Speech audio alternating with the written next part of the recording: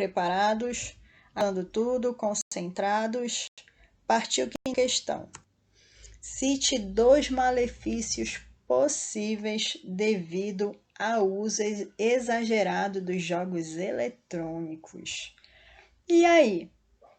Os jogos eletrônicos, eles trazem malefícios para a nossa saúde, gente? O que vocês acham? O que vocês responderam de acordo com o texto que foi disponibilizado na nossa revisão? Bora lá? Eu tenho ali alguns malefícios possíveis, que são obesidade, diabetes e violência. Quando a gente usa a palavra possíveis, é porque tudo na nossa vida está relacionado com equilíbrio, né? Eu não posso, não quer dizer que eu não possa jogar um jogo eletrônico, não é isso. O problema é quando eu não tenho equilíbrio, quando eu passo horas a fios na frente de um computador e perco relações pessoais ali presenciais com as pessoas, deixam de praticar jogos em que eu me movimente mais fisicamente, e também tem a questão de jogos que são muito violentos, certo? Tranquilo? Então vamos lá para a 6ª questão. De acordo com o texto, relacione os jogos eletrônicos com a obesidade. A gente já viu que um dos possíveis malefícios dos jogos eletrônicos é a obesidade. Mas de que forma? Como é que isso vai acontecer? Como é que isso pode ocorrer? Bora ver? Assim como a TV e a internet, os videogames são acusados de aumentar a propensão a engordar, fazendo com que eles consumam mais comida do que o necessário, consumindo bem mais calorias após o jogar. O que acontece? Quem joga sabe, o jogo ele traz uma certa ansiedade para a gente. Por quê? Às vezes eu fico muito tempo presa em uma fase, não estou conseguindo passar aquela fase, ou às vezes eu estou ansioso por algum motivo, por não estar conseguindo passar de fase, ou por querer fechar, finalizar o jogo naquele momento. Então, tudo isso vai me trazer ansiedade. E quando a gente se torna ansioso, a gente tem uma propensão maior de consumir mais comida, certo? Além de questões de como ficar muito tempo em repouso, muito tempo sentado ou deitado, tá bom? Tranquilo? Vamos lá para a 7ª questão. A 7ª questão vai dizer assim: descreva 2 componentes eletrônicos presentes nos jogos eletrônicos. Vamos lá? Então, como resposta, os jogos eletrônicos possuem em geral 3 componentes principais: um teclado, uma tela de exibição onde constam algumas figuras e um microcomputador, certo? Então, esses são os 3 componentes gerais e principais. Mas aí eu tenho controles, hoje em dia eu tenho uma diversidade de controles, de ferramentas, enfim, mas em geral o mais comum vão ser esses 3 elementos, tá bom? Tranquilo? Bora lá para a 8ª questão. Cite ao menos 2 tipos de jogos eletrônicos, certo? Então, quando eu estou falando dos jogos eletrônicos, eles também vão ter tipos. Eu tenho tipos de jogos eletrônicos. Então, bora lá entender. Preparados, concentrados, atentos.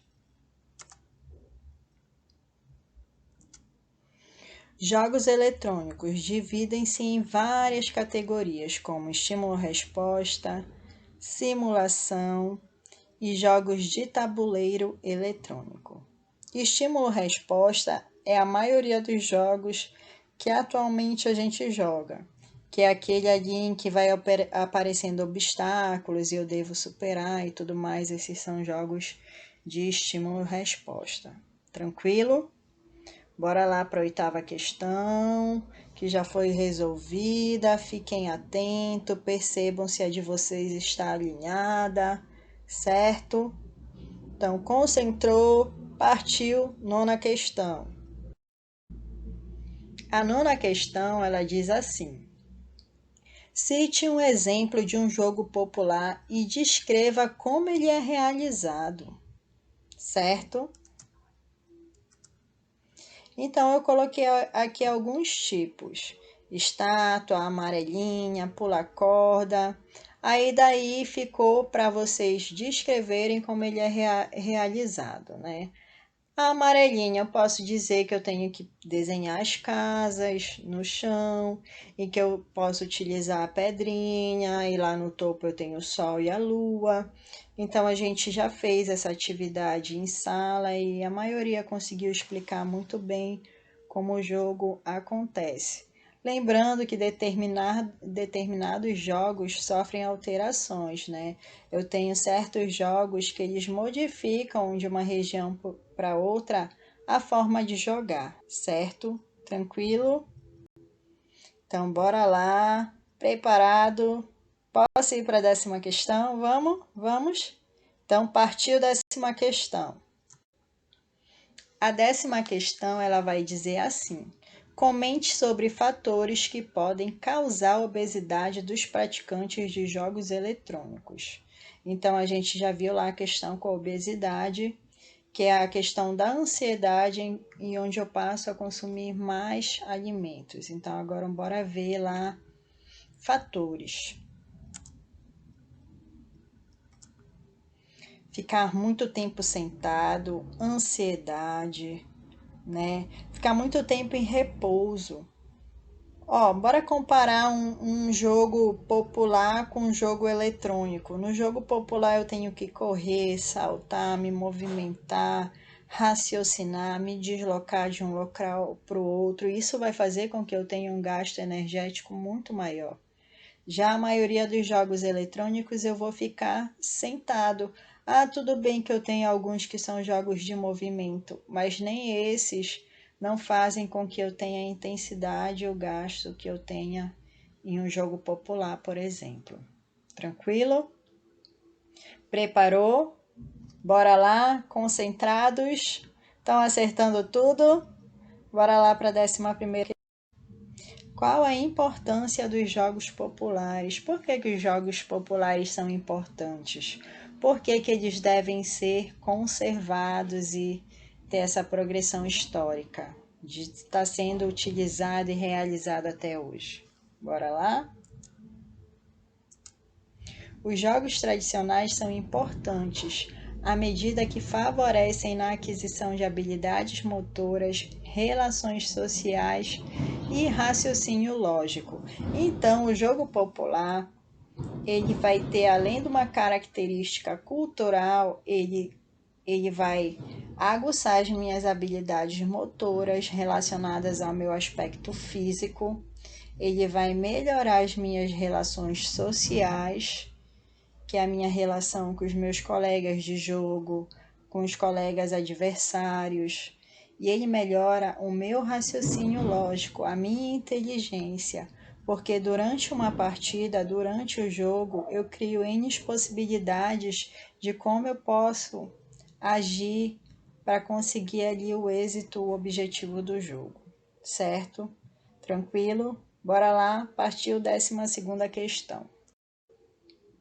Comente sobre o conceito de tradicionalidade e universalidade presente nos jogos populares. Bom, bora entender o que é tradicionalidade, o que é universalidade. Vamos lá? Tradicionalidade faz referência ao fato de ser transmitido de geração em geração.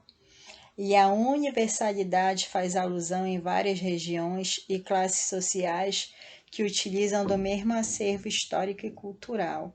Então, quando eu digo que o jogo é tradicional, é porque ele tem essa característica de ser repassado de geração para geração.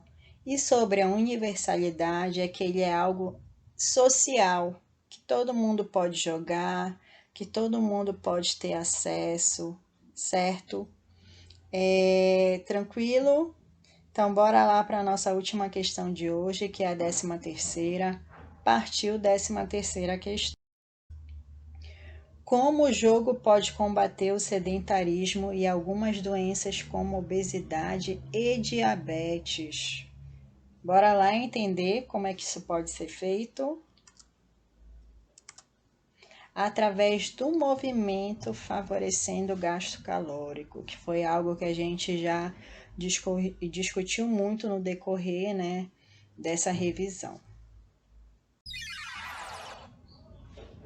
Bom, gente, hoje ficamos por aqui. Revisem direitinho as questões da nossa revisão, tá ok? Até uma próxima.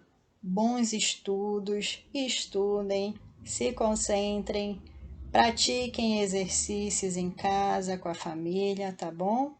Até logo! A sua aula continua no próximo vídeo.